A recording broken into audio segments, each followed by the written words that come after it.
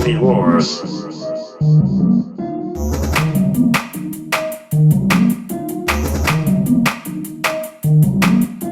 Ladies and gentlemen, welcome back to the Movie Wars podcast. I'm Kyle. I'm Seth. And we have an amazing guest host with us today, the hilarious Paula Kosinski, ladies and gentlemen. You nailed it. You've met her husband, John DeToy, was on for Tintin and the Northman. So here we are back. We got this episode this week and then one next week with Paula Kosinski. Thanks Comedy for being here. legend. You have Yes. a dry bar special. You have, right? Yeah, no. Yeah? Sorry, I was reacting to the legend part. I was like, No, you are a I'm legend. going to tell my mom someone said that. Tell her. Hey, Tell her. it's on video. You got proof. Yeah, dry bar. You were right. How was that? What was that like? You're like the third person we've had on here with a dry bar. What is that like? Well, I think I have kind of a unique experience because I was so horribly ill for my dry bar. I'm talking about bodily fluids leaving all areas. Every orifice. I'm talking sweatpants Ear holes. have been ruined. Outfits, just like it was so bad, and it was. So I woke up. I'll try to keep it short because this is actually what we're here for. Keep it in. But I got there the next day. We woke up. It's a dry bar day. I woke up. I feel so nauseous and disgusting. I truly thought I was so nervous, but I was like, I didn't feel that nervous. I've never been this nervous to be this sick. Yeah. And I remember my mom was like, you just got to get up and get going. And I was like, I don't know. Everything in my body is telling me not to get up and get going. Right. But I listened, and it was like everything, like the floodgates. Yeah. So then I was like, so I stayed sick. I was sick until the drive. My sister did my makeup and stuff. I got in the car, threw up the whole way there, had to stop halfway through, try to eat a banana in the gas station. That was not going to work. Got there, continued to throw up at the show in front of everybody, and they showed up an hour and a half late because of the throwing up. And I remember they offered me like this separate area, and I was like, in my head I was like, oh my gosh, that's such a diva. You're an hour and a half late, you're sick. And I thought it was from nerves, so I'm like, oh my gosh, who am I to need this like space? Like, no, I don't need that. That's so diva-ish. But then looking back on it, I'm like, well, I just let everybody watch me throw up. Yeah. So I think they were like, please get out. Yeah. Luckily, I think because of God and adrenaline, the actual show went fine. Although they had a trash can set up in the wings on a stool with wet wipes because I was so aggressively vomiting. Yeah. And they were like, if you throw up, we'll come back out. We'll edit it out. And I'm like, if I throw up, I'm not coming back out. Yeah. Like, you're insane. So then, luckily, the shows went fine. And I thought it was nerves because I had stopped throwing up. So then I decided to eat food, which is such a dumb idea.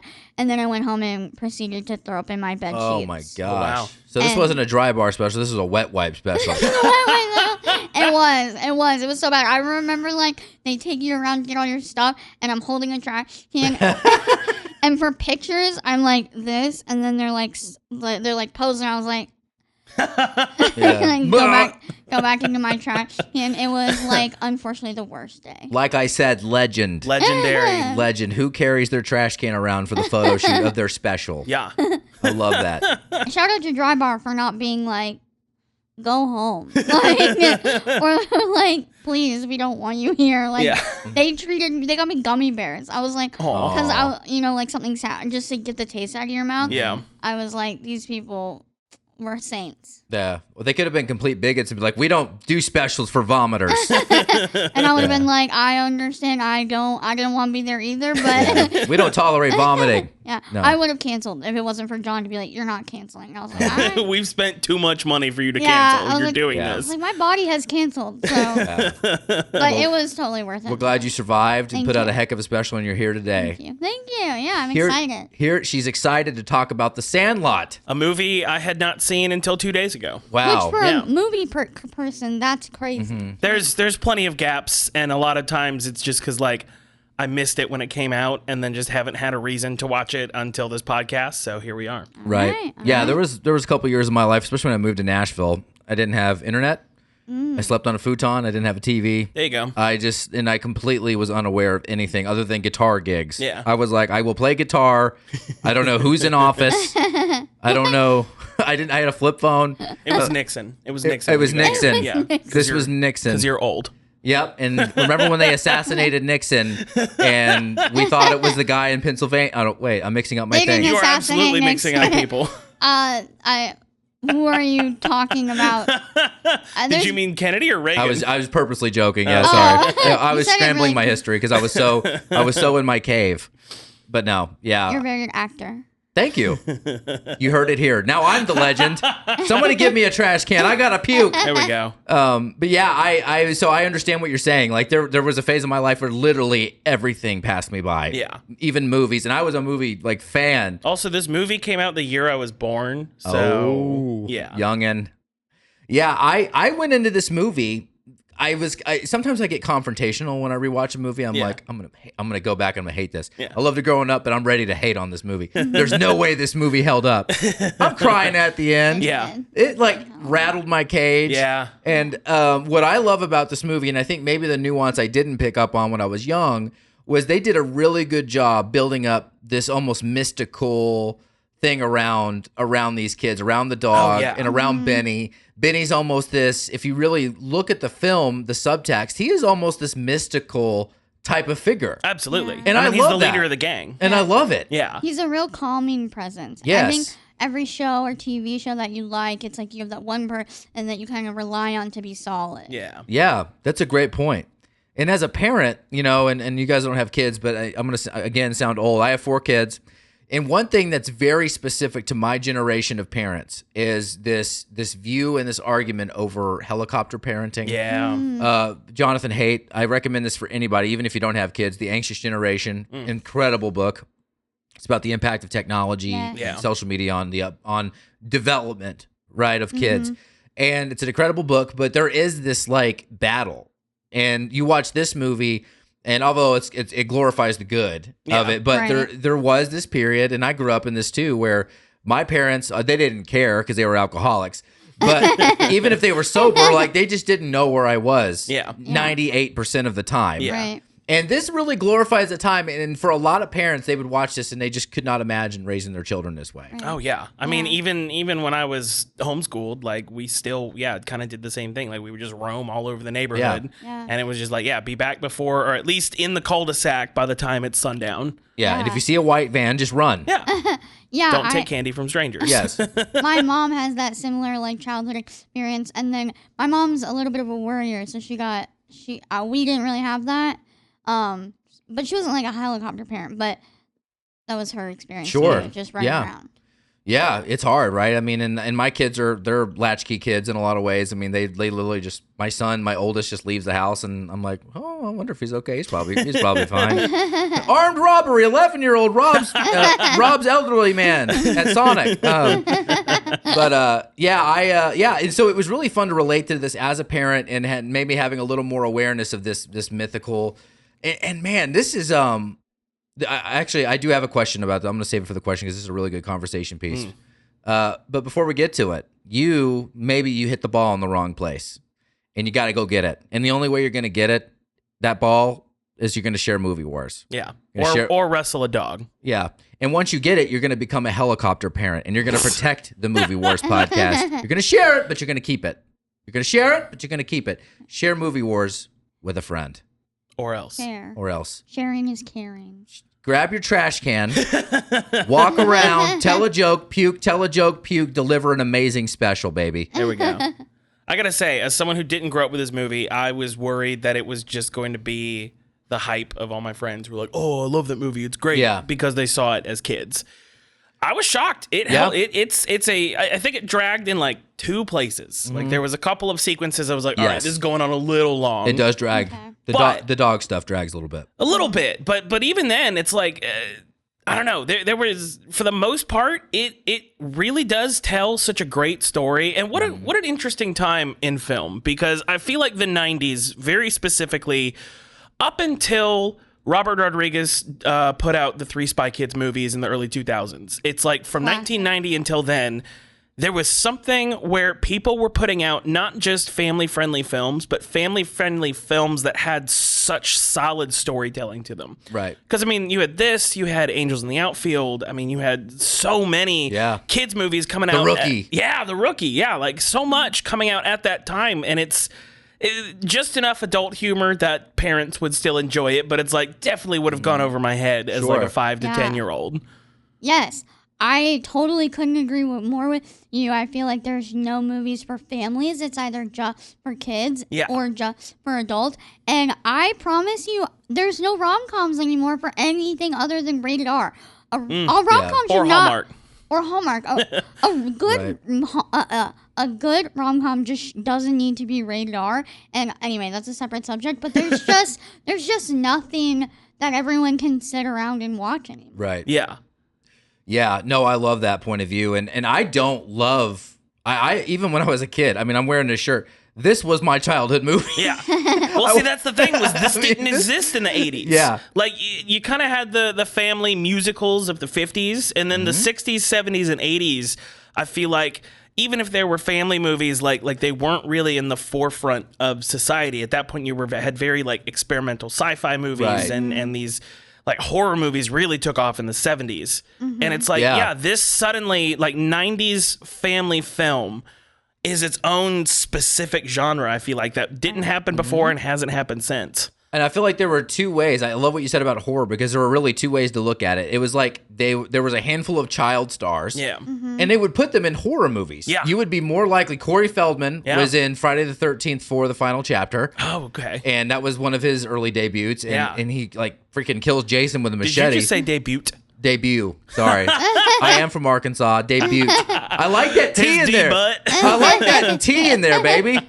Right? That's a good T, right? Yeah. Debut. Debut. It's a great T. It's silent. Yeah. You're from Minneapolis or Minnesota? North Dakota. You're from North Dakota. Sorry, I don't know how I confused the two. They're No, right they're there. Do y'all right. hit the T hard up there on debut, or is it? No, I've never heard anybody do that in my life. Well, I'm from Arkansas. I'm a Filipino from Arkansas. We have problems.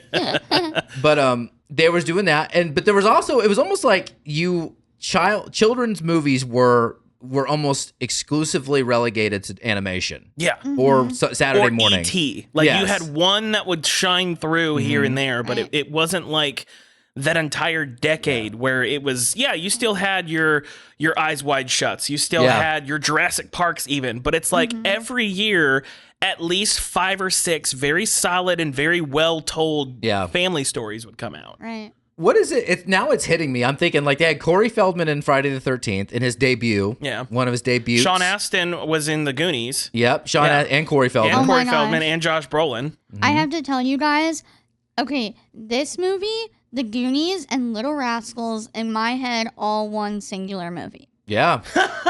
Yeah. For like That's the fair. first 10 minutes, I was like, where's Alfalfa? Yeah. I mean, they all kind of ambiguously take place in that kind of 60s era, Yeah. even though they were made later. So it makes sense. Yeah, it was a minute in before I was like, oh, this is a different movie. Yeah. Yeah.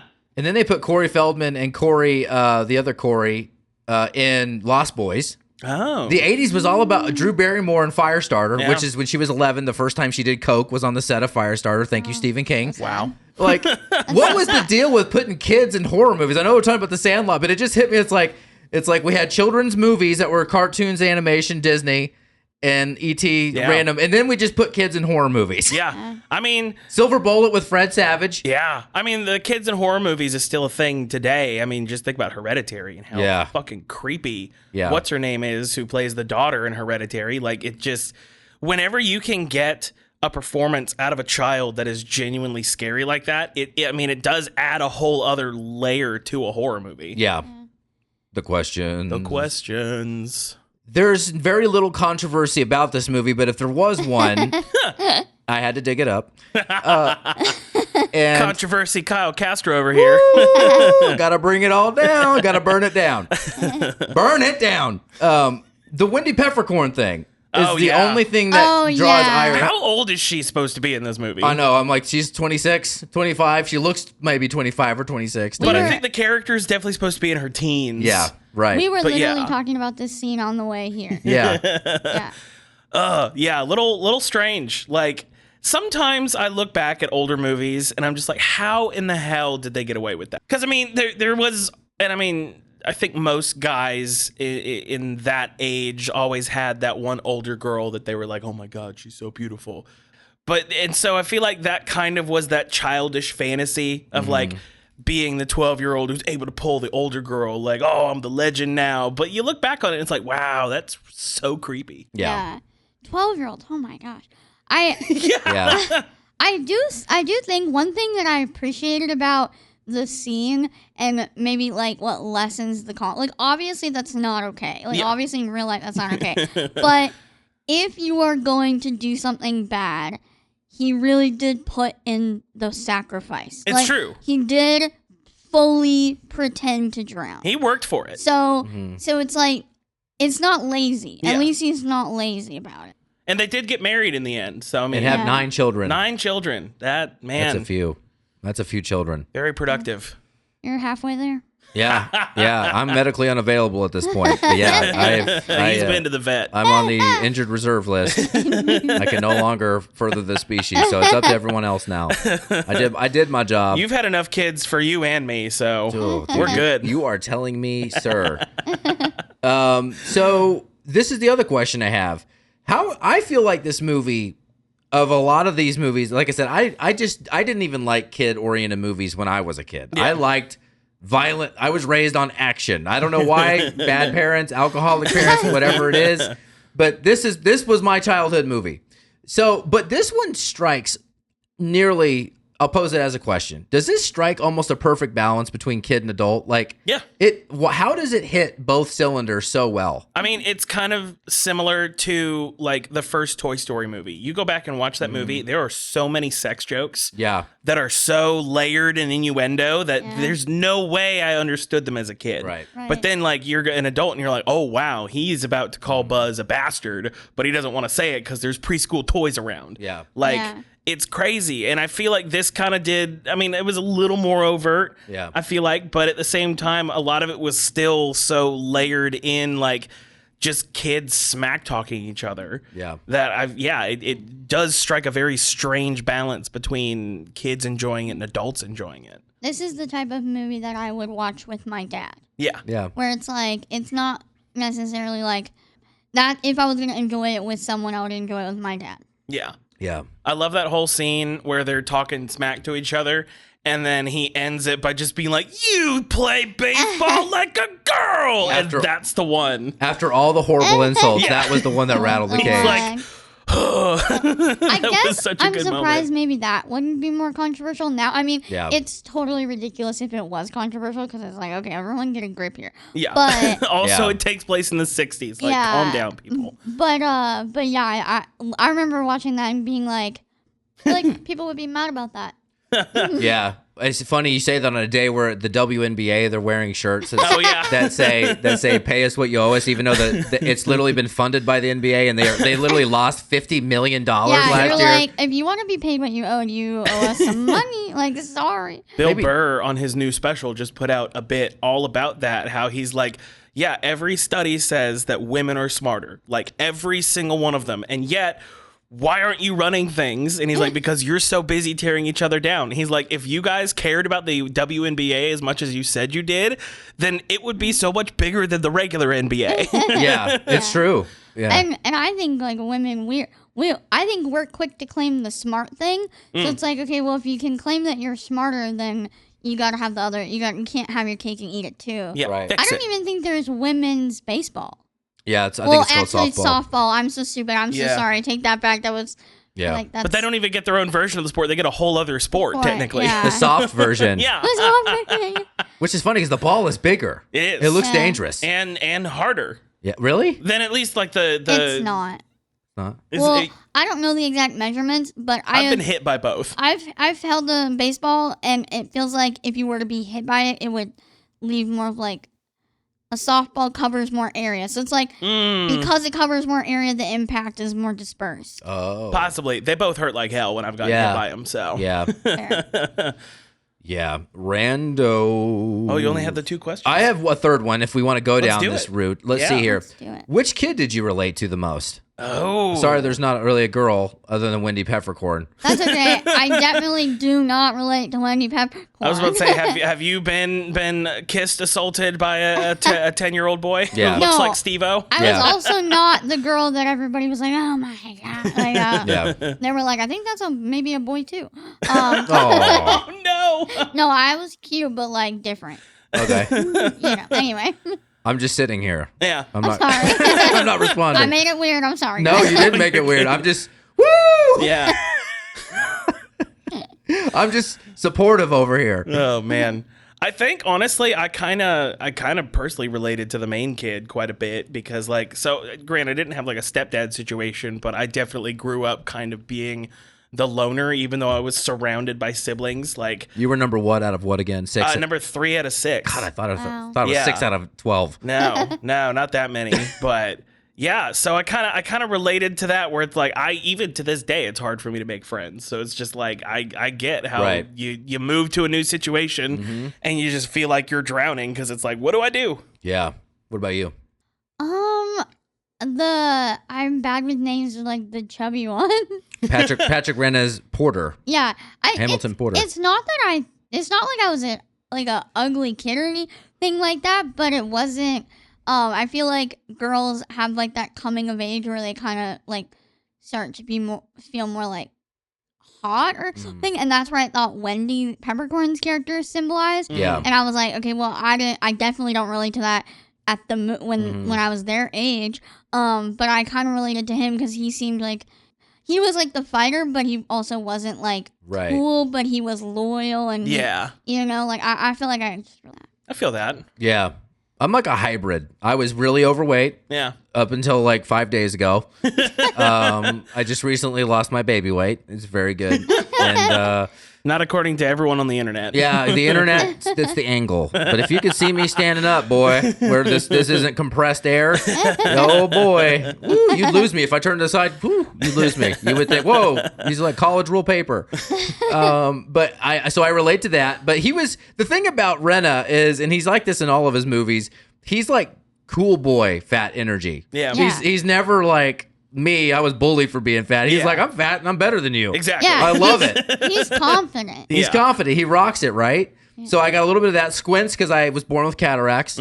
Fair. So I've had 2 rounds of cataract surgery. I have the thick glass. I mean, so did that the whole, yeah. I still squint with these on. My best friend of 20 years the other day just finally straight up asked me, he was like, you wearing glasses and you're still squinting. He's like, why are you reading with your right eye only? I'm like reading the subtitles on a movie. I'm like, because man, I'm blind. But so that, and I think Smalls was still cooler than me somehow. But I do understand I like his malaise. You know, this fact that he's moving around and he's got this father-in-law that doesn't hate him but he's not into him either. Right. You know what I mean? It was. I didn't realize until I watched it that this is the movie where You're Killing Me, Smalls came from. Yeah, I had no clue. Yeah, Boy, did I get that a lot as a kid. Really? Just short. I was just short. Okay. So it's like, it was haha. Yeah. Yeah, Smalls. Yeah. Yeah. Okay. No, go ahead. Sorry. No, go. Can I add one more? Please, go. Okay, I kind of also related to Benny because I felt like he was like the one who kind of, like the team revolved around. And I felt like when I got a little older, I was like the social one that would like call all my friends and like get a get together going and stuff like that. So I related to him in that way. He was a unifier, for sure. Yeah. Very endearing. Yeah. That's one thing that I loved about it was that his character was very like it's like something you would aspire to. Yeah. Like I like that. So you were that person. You were the unifier. Yeah, just extroverted and friendly, I think. Getting people together. Yeah. Yeah, I love that. I wish I had a friend like you in high school. People are like, boy, did I party. I was like, there were parties. Yeah. I knew it. I heard that people were doing things. So quick funny story about that. I'll just do a really quick story. When I went to prom, did you guys like prom? You were homeschooled. I did go to prom, actually, and I was not a fan. That was at the time that song, I put my hands up in the air sometime. When a room of sweaty 17-year-olds all put their arms up in the air, God damn, did it stink. Horrible. Did you like prom? Yeah, I liked prom. I thought it was a really cute, fun thing. So I went to prom with the girl of my dreams at the time and her boyfriend. Because when I asked her to prom, they had broken up, and he was a Marine. And when he came back, he wouldn't let her go to prom with just me, so he basically chaperoned. So just to tag on to you, so I could have used a friend like you to help me out of that situation, to maybe add me to something different than that situation. Anyway, feel sorry for me. That's a book in and of itself, Yeah. bro. Yeah, and he was a Marine, so I was very scared. Yeah. That's a rom-com. Me, my prom date, and her Marine. And her I was like, do not, and just like it's weird to be dancing and then look over and he's just like, it's like you two are dancing and he's got his hands on your shoulders from behind. never going to prom again. Yeah. Even if you invite Arms me. above the belt. Arms. Rando. That was a rando story. You want to say a rando? All of our guests say it. What does that mean? Rando. It's our Oh, facts. just say the word? Yeah. Oh, rando. Yeah. There we go. Okay. Every guest has their own interpretation of the material. Yeah. Some people go chest. Some people go falsetto. Yeah. I go balls. Balls. Sign language. We've had it all. I like to go Gregorian chant. There we go. Yeah. Ooh, that was amazing. That's actually wow. Got a Lutheran over here. Gregorian chanting, you know. Greg, you got to feel bad for Greg, right? Of Gregorian. Yeah. Good guy. That was horrible. I'm going to cut that. Yeah, you should. was- No, you should leave it in for your Fucking- shame. Horrible joke.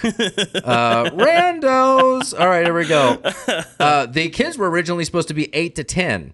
But they ended up running into, because there were still these things in the script about like the Wendy Peffercorn thing. And there was all this stuff. A lot of the script was there, but just with 8 to 10. Yeah. And I think pretty quickly they realized, and they said the profound hormonal differences added issues. So they revamped it. That's great. Yeah, that kind of tracks. Yeah, it's kind of the same thing with like Stephen King writing kids into stories. Like sometimes you just got to air older on screen. Yeah, King should not be allowed to add kids to stories anymore. No, even not after It. even 50 years later. Yeah. After It came out. Have you read It? I have not watched one horror movie that was with my will. Okay. Like I'm not a horror movie person. Yeah. Fair.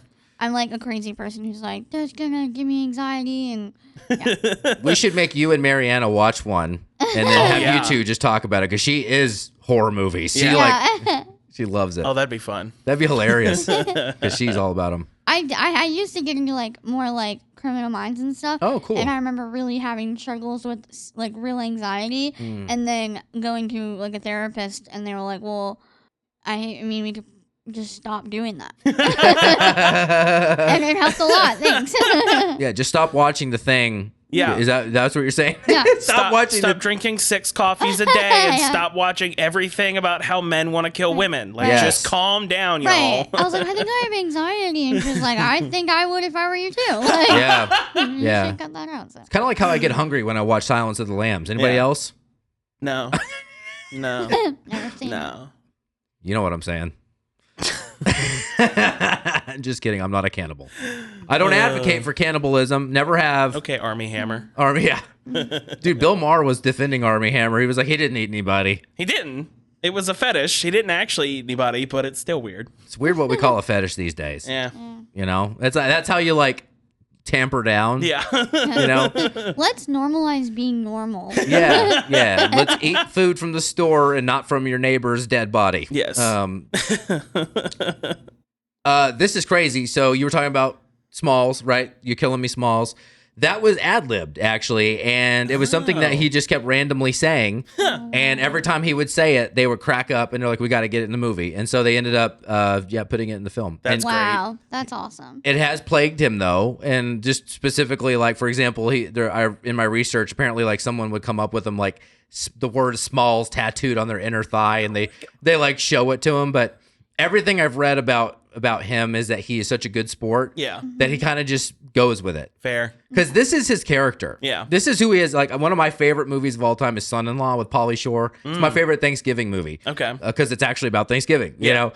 And he plays just an older version of Porter in that movie. He's like, he's hilarious, and he's just the same guy, the curly hair, the red hair, but he's a good sport. And apparently, like, he goes and plays golf with fans. Like, he's nice. he's That's very awesome. and he's one of the first people. I don't know if he's one of the first, but he's like one of the biggest on Cameo. You know how you can get cameos? Yeah. He's all over that thing. I think he's one of the highest requested. That's awesome. Cameos. I think he's perfect for cameo. Like, you know, not so crazy big where you're like, you can't have a cameo, but big enough where people are like, I want to hear from that guy. Yeah. He's the...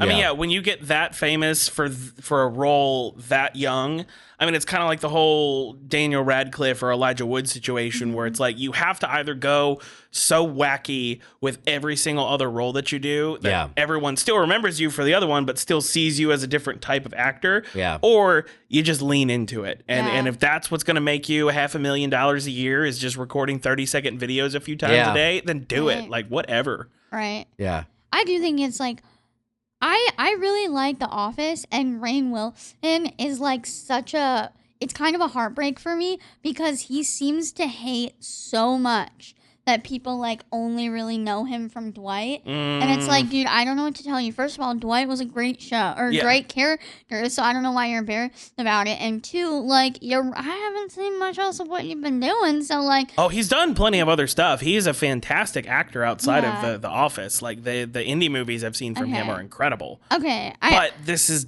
hands down his biggest role. Right. And it's just everybody loves it so much. I just don't like when actors are like, ugh, I'm so annoyed. Everybody only knows me for that. And it's like, well, how do you pay for your house? Yeah. Like, you know, would you like to rescind that? Like, you want to go back and, like, it just makes people happy. Just be happy. It makes people happy. I don't know.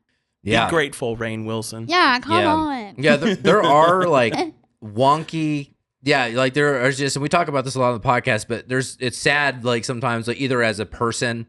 Like Tom Cruise, I'm not gonna say sad for Tom Cruise. He's doing fine, but his personality is just so crazy off stage that when you watch it, you're trying to watch the character he's supposed to be, but you're like, that's Tom Cruise. You know, and then you have this other part of it where like you play this character early in your life. Yeah. Kind of like Danny Lloyd from The Shining. He never acted again after that. Same with Charlie Bucket from Willy Wonka and the Chocolate Factory. Really? That was his only role. Really? Yeah, I wouldn't act after that either.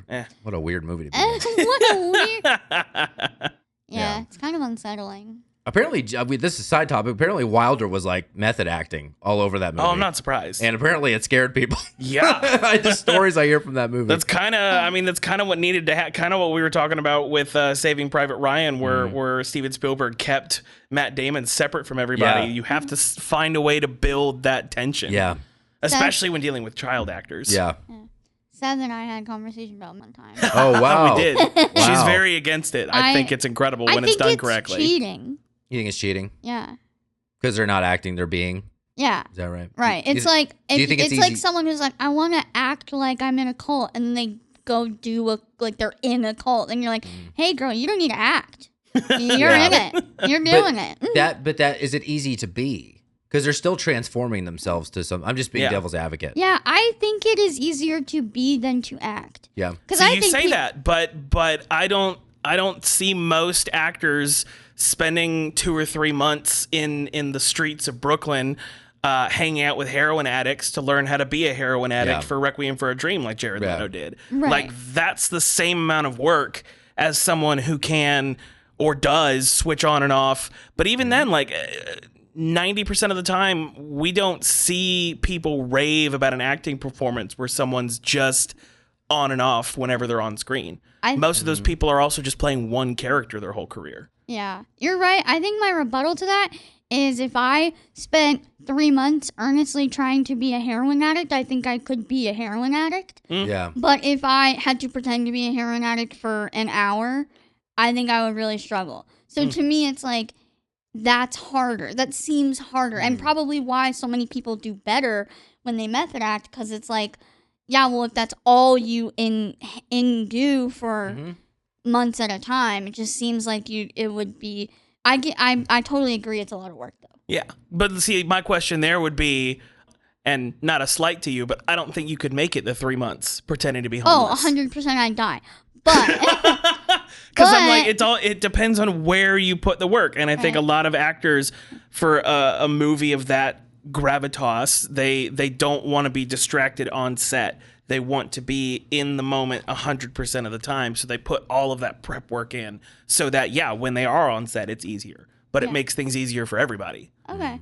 That's interesting. Yeah. You're right. I would be, if anything, I would be so good at being a drug addict that I would drug addict You never too come back. hard and then I would die. I And I probably wouldn't make it. And they would be like, man, if only she had made it, she would have killed this role. Yeah. She's such a drug addict. I get a phone call from John. He's like, yeah, Paula was trying to be in Requiem for a Dream too. And I don't know where she is, bro. I'm just going to have to play somebody that OD'd somewhere in a bathroom at a 7-Eleven. Did she get the role? And you're like, she would have. She'd made it. I don't know.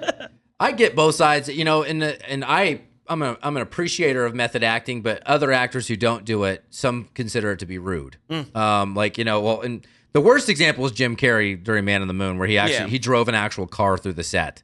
Because he was like driving like Andy Kaufman, and he was so Andy Kaufman that he had moved beyond being Andy Kaufman, and he was some weird Jim Carrey gremlin hybrid of. See, that's where I think there's a line. Yeah. Because method acting is I think a very valid way to do it as long as you're not fucking with everyone else's process. Yeah. Yeah. Because that's where and I know a lot of people overblow what happened with Jared Leto on Suicide Squad. He never sent an actual used condom to Margot Robbie. It was just an unrolled condom. He sent a rat that she ended up like adopting as her pet. Like, he was doing that kind of stuff, not to mess with people, but to just kind of prepare them for who he was going to be when he walked on set. And I think there's, again, that's kind of some people that's over the line, some people that's right up to the line. But it's like, that's where if you're ruining things for everybody by being method actor, then you're not a method actor, you're an asshole. Yeah. Okay, I'm on board with that. Did you think someone pulled Jim Carrey aside and be like, "Hey, man"? I don't think anyone had the confidence to do that. But like, you're Jim Carrey and you can't pretend to run a car through the set. Like, you're Jim Carrey. You can't. I think most people could like. I don't know. For Jim Carrey being amazing as he is, it's like you couldn't have faked that one. Yeah. I feel like you wanted to do that. Especially for something that didn't happen in the movie. Yeah. He didn't drive a car through a set ever in the movie. That didn't even happen. I didn't know that. I'm sorry. No, it's great. No, but it proves your point. Yeah. Like, that wasn't something. That's messing with people. Yeah. He did it because he's like, this is how Andy Kaufman would drive to work. Yeah. Like, that's why we don't have that scene in the movie. Yeah. Because he killed somebody. He actually. No, he didn't. No. Oh. No. Well, some people say he was the reason that his wife committed suicide, but that's a different episode. My God. That's different. That's different. Yeah. Read the letter. I'm kidding. I don't know how I feel. Let's talk about Jim Carrey now. No, just kidding. No. Screw the Sandlot. Screw the Sandlot. Let's talk about Room 23. No. A couple more randos here. So apparently these boys acted like they were at camp when they did this movie. So they were in a lot of trouble. They got in a fight. Someone punched Rena in the face. Or Rena. They punched him in the face. And then they snuck into Basic Instinct. And watched it. And they hid Playboy magazines in the treehouse prop. And apparently they were acting like rambunctious teenagers. I mean, on set. Method. Yeah. They drove a car through the treehouse. Yeah. I don't know. I think especially with kids, like, it's so hard to get performances that good out of kids that you have to do something to make them feel like they've been best friends for forever. So I mean, I get it. Like, you kind of let some things slide when you're just like, all right, they're just being kids. And then suddenly they're sneaking into R-rated movies and you're like, oh God, come on, guys. Last rando, apparently Dennis Leary, who I love and love in this movie. Yeah.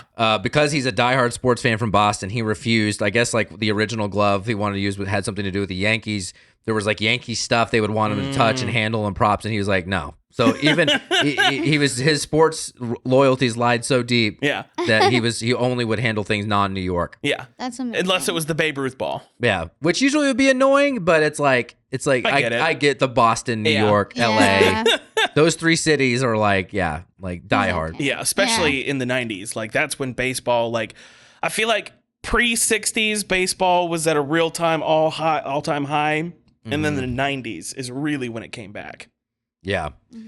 Yeah, and Dennis Leary, man, like, we get to this in supporting cast, but one of my all-time favorite, I'm going to date myself, ready, comedy cassettes that I had growing up was No Cure for Cancer. I think that's the one that had the asshole song on it. Oh, nice. I'm an asshole. Did you ever hear that song? No. Go, if you're young and you haven't listened to Dennis Leary's No Cure for Cancer tape, now it's probably digital. You probably can find it on Spotify. but go find the tape. Yeah. Go find the cassette. Yeah. And it's eBay. amazing. He's smoking the whole time and he's screaming. Like, he was one of the original ragers on stage. He's like, and you know what I do when I say I got cancer? Get another cigarette. And I just, he's like, that's him. That's him for an hour. Nice. And it's amazing. So Bill Burr before Bill Burr. Yeah. Both from Boston. That makes sense. Shall we hit one over the fence? Let's do it. Shall we include people who are outside our circle and change their life dramatically? Shall we fake drown? And forge lifelong friendships? Shall we fight a puppet dog? Let's fight a puppet dog. Yeah. Let's war. Do this. You want to do the war card? Yeah. Wow, that was an out-of-body experience. I was like desperately trying to think how that related to the movie. Yeah. I was like, I'm missing something. That's how we get people into the war card. Maybe we should explain that to people. No, Did you not know that the dog was a puppet for most of the movie? No. Oh yeah. So up until those last few shots of the dog was a puppet. Oh wait, you're saying? I thought you meant at the end the dog was a puppet. No, I was like, no, that's an amazing puppet. No, it's actually a deleted scene. They turned him into a puppet. They actually killed the dog. Oh gosh, I don't know. Geppetto showed up. I'm kidding. I love dogs. I got 2 retrievers. Shout out Ollie and Sadie Mae. I have a Sadie Mae song. Fans Shout of the out the pod. dog bar show that we did yesterday. That was fun as that hell. was Were there any retrievers here? So it many. was. One of them followed me to the bathroom. Yeah. Oh, they're loyal but dumb. That's what I tell mine. Ollie and Sadie, my heroes. Shout out. Sadie's going to be 3 in like 2 weeks. Oh wow. Happy birthday, girl. She listens to the show. While you edit it. While I edit it, yeah. Literally, Ollie has his foot on my heel. It probably freaks him out to see me and like, but where's your voice coming from? Yeah. Are you a ventriloquist? Are you Top Bill Cast? Here we go. This is interesting because it's Tom. So Tom Geary, actually, who plays Smalls, is in Top Bill. Mike Vitar and then Art LaFleur, who played Babe Ruth, is actually Top Bill. Nice. Even though he only does the Babe Ruth scene. So Mike is Benny, who didn't. I got really curious and did a lot of studying. So Tom Geary did go on to do more movies. He was in U571. Okay. Did a couple of things, not like major films, but Mike, who plays Benny, didn't really do anything. Yeah. So, but Art LaFleur, the great Art LaFleur, who played Babe. Yeah. Yeah, I think they are, especially the kids, I think crushed it. Like it's like I've said several times, it's very difficult to get performances that great out of kids, but as much as it felt like the theatrical kind of acting of the 70s and 80s, it kind of fit with the 60s vibe of how the film was set. So I think they crushed it. Like, it was just theatrical enough that it was still like kind of that fever dream fantasy situation, like because he's retelling memories from his perspective, so it's all going to be a little overblown. Right. But it was still fun to watch. So what's the yes and no? Yes is s'mores, no is scab eater. It's a s'mores for me. S'mores. S'mores, yeah. You dig it? Yeah, I thought they did a good job. The kids' acting reminded me of how in A Christmas Story he goes back and retells, and it's kind of got that like little bit of theatrical. Well, it's pretty theatrical, but so I agree with Seth on that. And I also thought they did a good job of finding like real, like they looked like kids. Yeah, because that's one of my pet peeves about a lot of like as like I grew up on the Disney Channel, and it was like all these actors who were supposed to be like 12, but they looked like they were 19. Yeah, and it's like they looked like kids, they acted like kids. I thought that was good. Yeah, love that. I go the same way. I love Smalls. I think it's a fantastic character. I love Benny. I think there's we talked a lot about kid acting on this podcast and how it's been very hit or miss until like the last 3 years. All of a sudden, there's like a couple of shows like Stranger Things. Just like, why is everybody so good in this? Yeah. But that wasn't always the case. But here, and maybe it's just because of the material, whatever it was, they just did really well. And you know, even though Art LaFleur's only in the one scene, he was a perfect Babe Ruth. He crushed it. Yeah. Although the other person to famously play Babe Ruth was John Goodman. So that was in. I was thinking about that. I was like, I think it's called Babe. Oh, okay. I think it's called Babe Ruth. I can't remember. I saw it a long time ago, but I do love that when he can't throw, he's like he tries to throw, and then he just walks up and hands it to the guy. He's like, "Sorry," just so perfect. I love it. 1-0. All right, supporting cast. Here we go. And I'm not going to name all the children. Okay. Because fuck them. No, it's just a lot of them didn't end up doing anything. I think Squints, though. Squints, Chauncey Leopardi did move on to do other things. And, of course, Patrick Renna, who played Ham, went on to do other things. But we'll get on down to Dennis Leary, the great Dennis Leary, and then Karen Allen as the mom. And, of course, the great late James Earl Jones. And I'm going to mention Marley Shelton here, who played Wendy Peffercorn, because she was in Quentin Tarantino's Death Proof. Oh, which I still need to see. That's a good one. A lot of people don't like it. I love that one. It's a s'mores for me. Like I thought Dennis Leary had a beautiful balance of clearly was just slightly uncomfortable with being a stepfather, but also genuinely wanted to try to step up.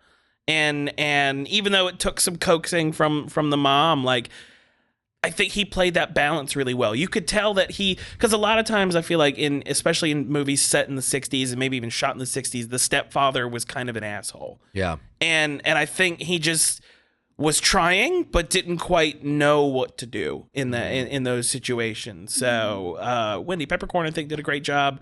Again, all the kids, I think, crushed it in all of their respective roles. I still think Squints looks like Steve-O.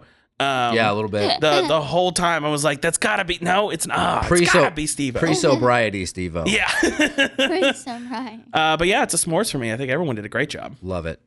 Yeah, I would say it's a s'mores. I'm not always a great judge of like if something's like considered like bad acting or good acting, which maybe goes to maybe that makes that my method acting point isn't that great because I don't know the difference anyway. But I thought everyone acted really well and I was convincing, and I thought that I liked that the parents seemed like they genuinely were present. Like they're like get out of here, you know. But like it's not like a lot of the modern shows I grew up on where the parents were like the enemies. Yeah. Yeah. I appreciated that wasn't the case. Yeah. Yeah, totally agree. And knowing that I grew up with the Dennis Leary I described earlier on his comedy specials and seeing him be really restrained here. You know, it's interesting too. One thing I'll add something to you that you said that was really profound was that like the stepfather usually was a jerk or hands off. But this was also depicting a time period where now, like going back to me as a parent, like, you know, we talk about gentle parenting and being emotionally engaged, which are all things I'm on board with and I try to do. But it was bad. It was hard enough for dads during this era to be emotionally available if you weren't in Vietnam or coming back from Vietnam. Yeah. Or going to Vietnam. Or even the Korean War. Or the Korean War. Yeah. But, you know, or being somehow closely in the relative timeline of World War II or whatever it was. You know, there was a time period where that wasn't necessarily an expectation. But Dennis Leary adds a lot of layer there, I think, to also not only that stuff, but being a stepdad. So I thought he did great. I kept waiting for him to go, but he showed restraint. And I thought, you know, he ended up doing more acting than comedy. I mean, he basically stopped doing stand-up and did Burn Notice on TV for years.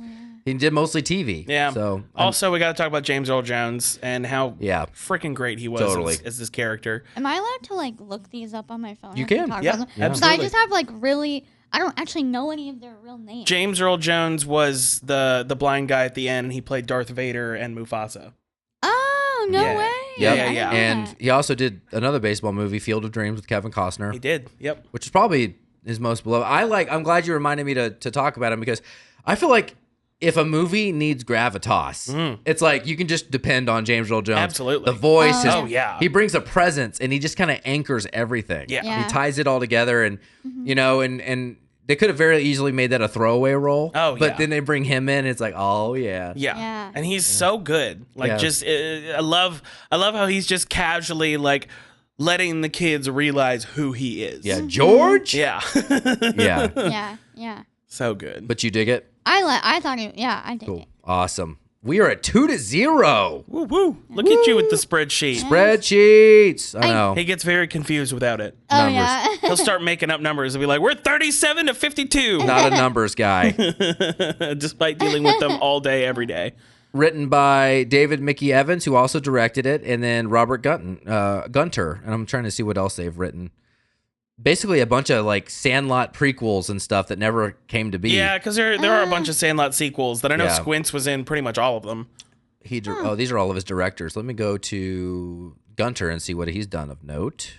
Gunter, really, my teacher, my friend, associate producer, doesn't even have a photograph. That's how you know it's good. Yeah. And then Journey to the Center of the Earth, the TV movie. So aside from the Sandlot, this guy, and then Squints. I guess so one thing I found on my research, not all of them came to be, but there's a bunch of little like vignettes and stuff that later came to be. Like Ham has his own. They have all these like TV specials about Sandlot, and all these people are involved. So that's great. But Sandlot's really the only thing on here of note. Okay. Sometimes I don't like when people do that. I don't always like if it's unnecessary to have like a sequel and a keep going. It's like just let the movie stand alone. Yeah. It was great. Let's put it in a nice little box and let's put all that energy into a new project. I agree. Yeah. But as far as the writing goes, writing was fantastic. Yeah.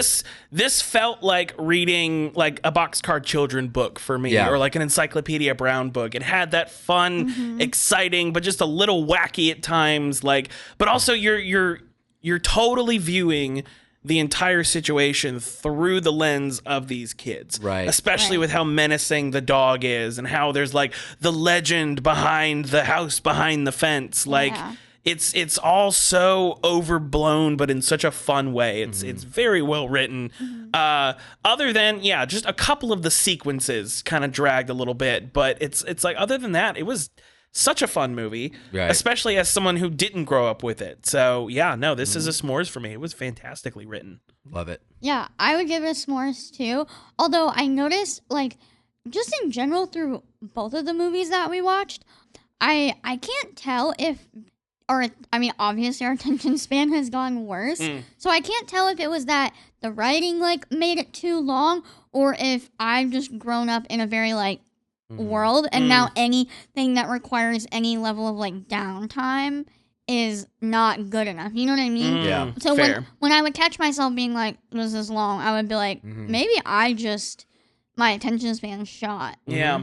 The one sequence that really stuck out to me that could have been tightened up a little bit was the one where the dog escapes. Yeah. Like that. And I know it was kind of the climax of the movie, so they really wanted it to be a big deal, but it's like nothing needed to be cut out, just tightened up. You could have taken that scene from the maybe 5 minutes that it was, maybe like 3.5. Yeah. Like just chop out 1.5 minutes, just whittle your way through it. But again, it wasn't even that much that I was like, oh, this sucks. It was just like, this could move along a little bit. But some of the dog stuff for me, it's before the dog gets out the when they're trying to get the ball. Those scenes again could have been tightened up. Like I don't think any of them needed to be cut out, but just could have moved it a little bit faster. It was 1:40. I think it easily could have been 1:33, and it would have been a perfect movie and some change. Yeah. Did you guys think that when they were telling the story of the beast, that story ran a little long? A little bit. And I couldn't tell if that was a choice because kids' stories are long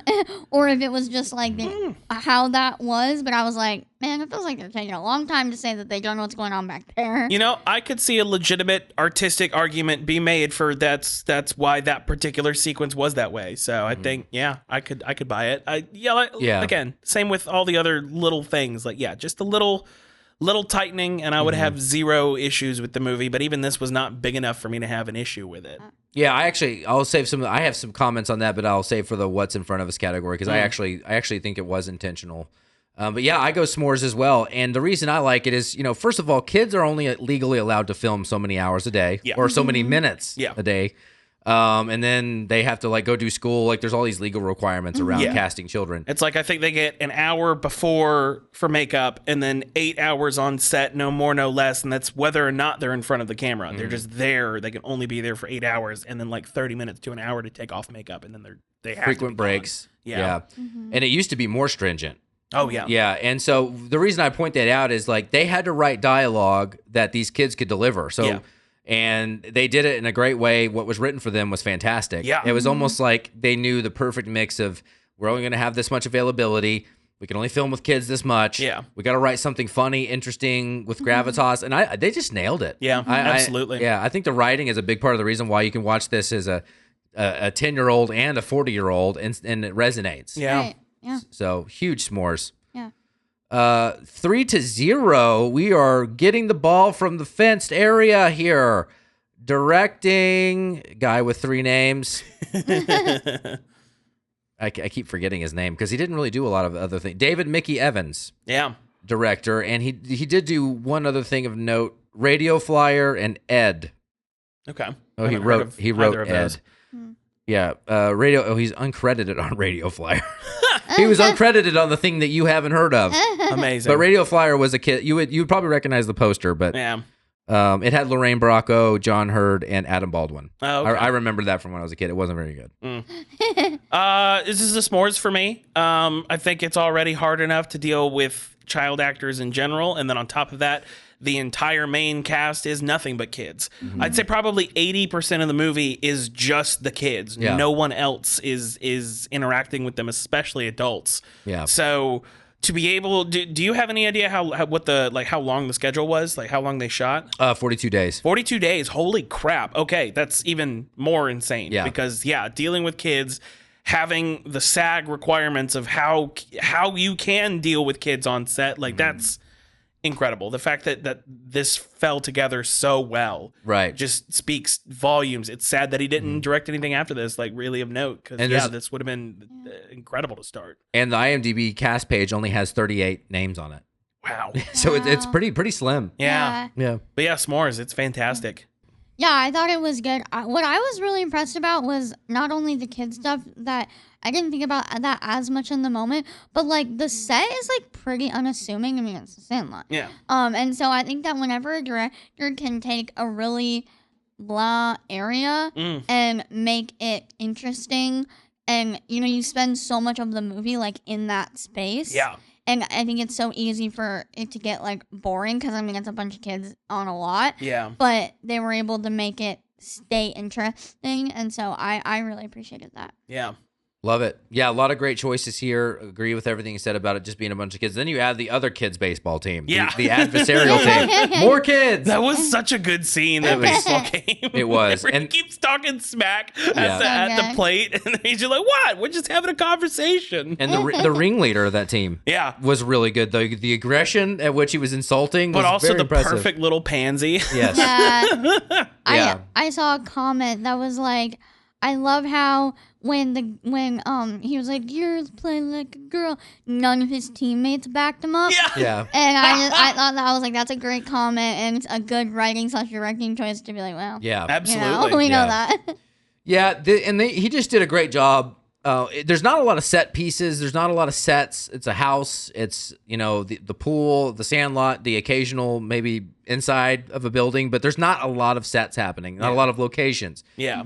But it was a $7 million budget. And because it was... That's crazy Yeah. that it was That made is- for that little. Yeah. And because it's depicting the 60s, they didn't have to pull in a lot of props, if Yeah. you think about it, to make you feel like the 60s. But somehow the vibe... It was the cars, Yeah. mostly, Yeah. honestly. I mean, you Cars. pick any random small town in the part of the U.S. you're trying to aim for, a lot of them still have those 60s vibes. So you put the cars in there and the costuming, Yeah. and that nails it. Yeah. Yeah, they delivered big time for Yeah. that small of a budget. So they transport you with little effort. Yeah. So Right. great choices. Absolutely. Yeah. Yeah. Did you have something else? No. Cool. Just really agreeing. Yeah, that's awesome. Yep. 4-2-0. What's in front of us? And We're knocking it over the fence. We're knocking it over the fence. We're gonna find the baseball. Yeah. We're gonna find it. What's in front of us? The cinematography, production, design, sound, costumes, editing, and stunts. Yeah, I'm definitely gonna go. Okay, so not to be critical, it's a scotch over, not a squeak. We have a scale here. If it's like just barely above, it's a squeak. If it's even a little bit more, but not like overwhelmingly, it's a scotch. Okay. Squeak scotch. It's a scotch above for me because while I think everything fit well, there was also nothing necessarily of note where I'm like, oh, that's a Right. crazy cool shot, or that's this. It was all very appropriate, so there's no way I can say it was bad. But it's just it's a generally well shot, well filmed, like good music. The sound design was really good. The stunts were really good, but it's like like a 7 out of 10. Like nothing Yeah. of note, but none of it was bad in any way, shape, or form. Yeah. Yeah.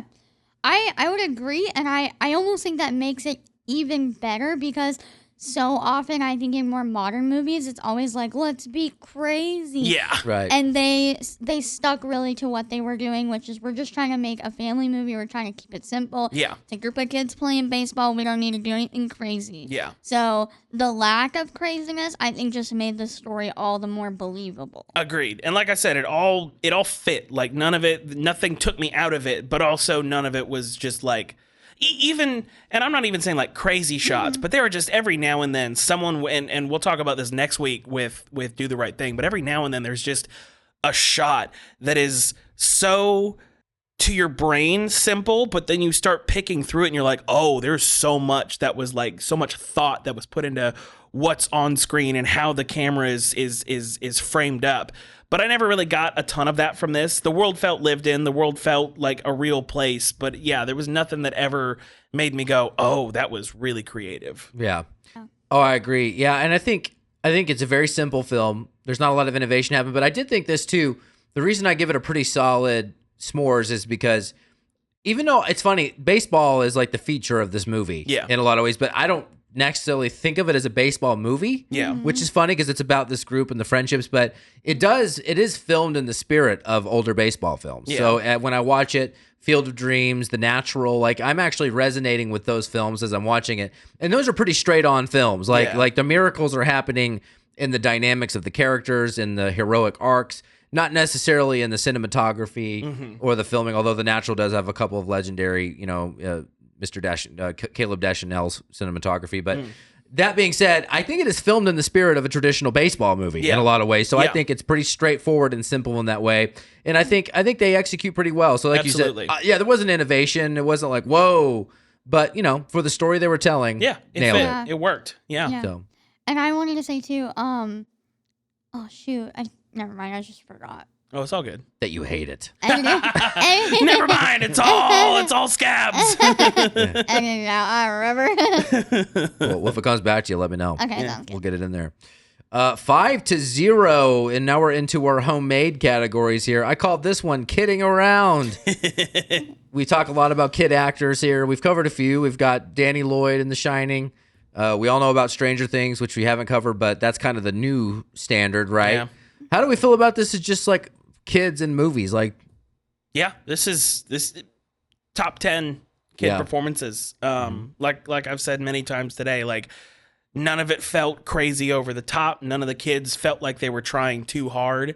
And obviously a lot of that speaks to the director, because you can have the greatest child actor ever, but if you have a terrible director, it's never going to work. But like the fact that they were able to work together so well and bring such honest, genuine performances from every one of those kids. This absolutely needs to go down in one of the best child acting performances ever.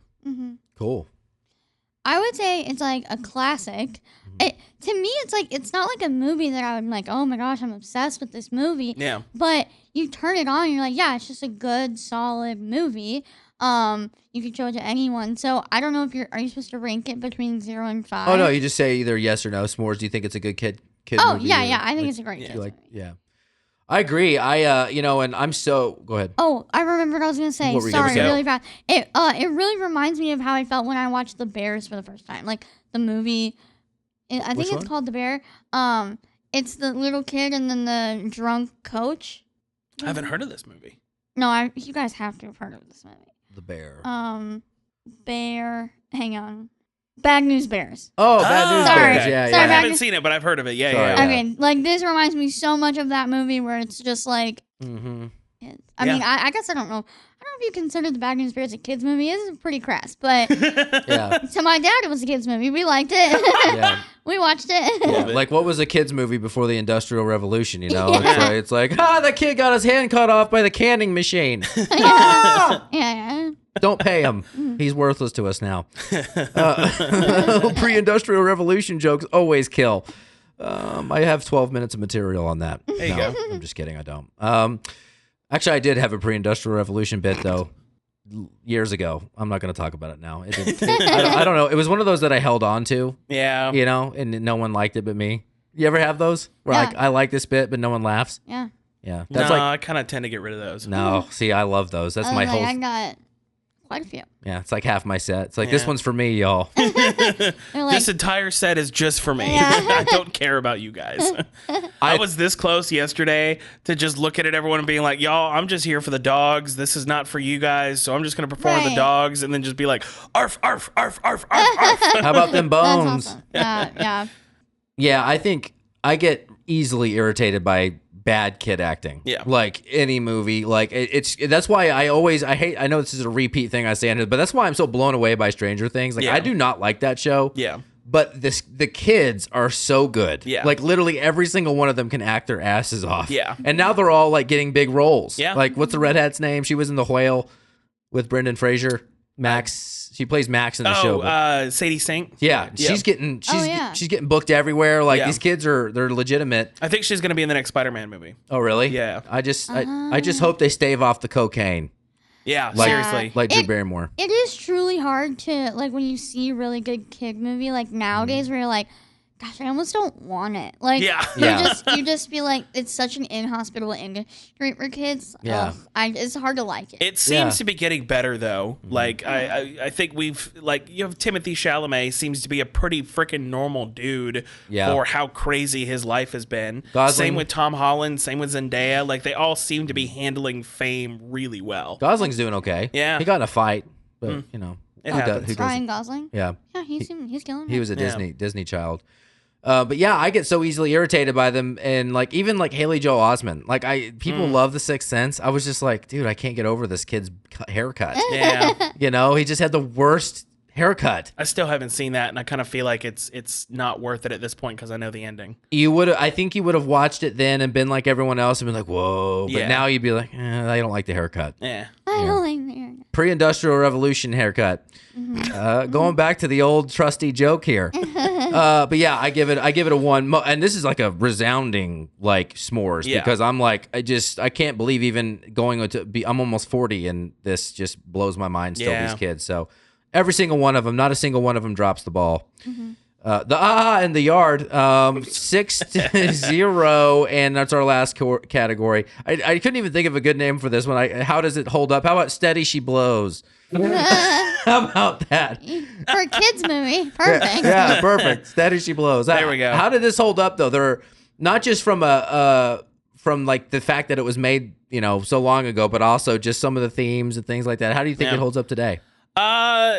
It is going to get a s'mores for me. It's going to be a squeak over. Yeah. Because I think while the performance is held up and the general story holds up, there's some stuff in there that I can definitely see was either a product of its time, being the 90s, or a product of the time it was trying to replicate, being the 60s. Like you had, and again, it's like it's hard to filter it when you're an adult, but also remembering back when you were a kid and like the whole thing with the Wendy situation. Like, when you're a kid, it's funny because you have those moments where you're like, oh my God, she's so pretty. If I had the chance, I would make that happen. But then you look at it as an adult and you're like, oh, but that's just so wrong. Yeah, we don't act on those instincts. Exactly. Yeah. But it's like, again, you don't want to excuse it as kids, but you also kind of understand it's like, oh yeah, when you're 12 years old, you're not really told how to handle those urges. So it's still generally as a film holds up, but yeah, there's definitely some things if I had kids and I was gonna show it to them, I would sit them down first and be like, all right, here's the deal.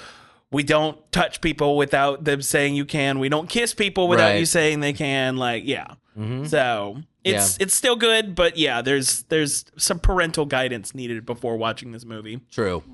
I agree. I think it holds up great, especially nowadays because it's like it seems like everyone's turning the corner and going, maybe keeping kids inside and being with them all day and giving them 100% your attention, and when you can't give them attention, giving them a screen, maybe that's causing more issues than it's fixing. Yeah. So I think it actually is like, in that sense, it's almost like a therapeutic where you're like, yes, I think we should go back to this type of situation where kids are just allowed to be kids. And that one part I do agree would be like, okay, like, that's not actually appropriate. That's for a joke. That's not real. Or you shouldn't actually do that. But with how insane all of the content is nowadays and how hard it is to find a movie that would be similar, everything is so inappropriate that I think if I were to show my kids a movie, that would be like, okay, that's totally fine. Yeah, so you go s'mores? Yeah. Cool. Yeah, I'm going to go, kind of a squeak above. I think it's interesting how that did stick out to me this time, the Wendy Peffercorn thing. like not even like with society's wrap around it. I just think it's super awkward. Yeah. I just like, oh, that's weird. Yeah. And even though it's engineered in a creative way where he pretends to drown, and it's like, oh, that's romantic. But it's like, no, it's weird. And and it's kind of funny that it made it. And it's kind of funny that originally this movie had 8 to 10-year-olds, and that was in the script. It's like, all right. But it's like, again, I do remember being that age, and I do remember having those kinds of fantasies where it's like, oh, I'll do this, and then this will happen, and then I can make this happen. Like, it makes sense, but there's also the ethical thing for me as a director where I'm like, yeah, but do I really want to put that on film? Yeah. Right. It's a little different if you're writing a book because you're not subjecting actual people to perform these things. Yeah. Right. So it's like, it's same as you, a little squeak over just because it's a little weird. Yeah. Yeah. I think that after watching like Quiet on Set and rewatching Nickelodeon stuff, I think I've been so traumatized, like not actually big T traumatized, but you're just like, oh my gosh, that's disgusting. That's actually predatory. Who would make these children do that? Yeah. So then something like that feels like significantly less problematic, even though it still is. Yeah. But really, you guys are very right, where it's like that's still insane. Yeah. To like put a little girl in that situation. Yeah. So. Well, that's the thing. I don't know how old the actress was who played Wendy Peffercorn at the time, but my concern was like, is she like, because she kind of looks like she's at least 18, and he's clearly 10 or 12. So it's that like, would be so much worse. Yeah, that's where I'm like that. I get the story. I get the where it's coming from, but yeah, just ethically putting physical humans on camera in that situation. I think if the situation had played out without the shots of her giving him mouth to mouth, but cut away like it did in the second half of that moment, it could be handled perfectly fine. But yeah, there was just a couple moments where it's like, did we need to do this explicitly? Like, I don't know. I actually completely agree with you on that. She would have been 19 in the movie. Okay. She was born in as an actress. She was born in 74. The movie came out in 93. So yeah, it's like, again, I understand, and I think it fit the story well, and I think it does genuinely make sense as a person who's been a young boy in a who wished a situation like that could have happened, where you get the older girl, but yeah, it's still just a little weird that happened on it. Right. Yeah. It seems like you should just walk away saying, or if you're going to explain something to the kids, like, this is not real. Like, this is not a real thing that you should do. This is like a joke, and I guess you could say it's not funny, but it's only funny if it doesn't actually happen. Yeah. And that's where I'm like, you could have changed the angles. Like, again, they did in the second half of the scene when she's giving him mouth to mouth, where you see her go down, but then it cuts away right at the second. It's like, yeah, there are ways it could have been done better and kept the same spirit of the moment. Yeah. Right. Yeah, totally agree. 7-0. Yeah. Knocked it out of the Solid park. movie. Solid. I mean, it's a Sandlot. Yeah, I don't think anyone was about to like rip it apart. Yeah. Right. I wanted to. I'll be real. Yeah, I was very prepared to go into this and see a decent movie that people just have a massive nostalgia filter for. But no, I think genuinely it holds up really well. Timeless performances. Yeah. Good job. And you got shows coming up. Yeah. So okay, my next show will be August 2nd. Me and John run a monthly show at the Brooklyn Bowl in Nashville. It's called Up Top Comedy. It's on the rooftop. The next one's August 2nd. And there's a September date that I don't know. But if you follow me on Instagram at Paula Comedy, you'll find out. Boom. There we go. Great show. Thank you. I'll be doing a guest spot on that show. Heck yeah. So for some of you, this episode might come out a couple days later, but keep coming back. Look at her socials, because it's a monthly show and it's a great show. And just know if you missed it, it was funny. Yeah. Thank y'all for hanging out. We always crush. Thank y'all for hanging out with us. I'm Kyle. I'm Seth. I'm Paula. Love y'all. Movie Wars.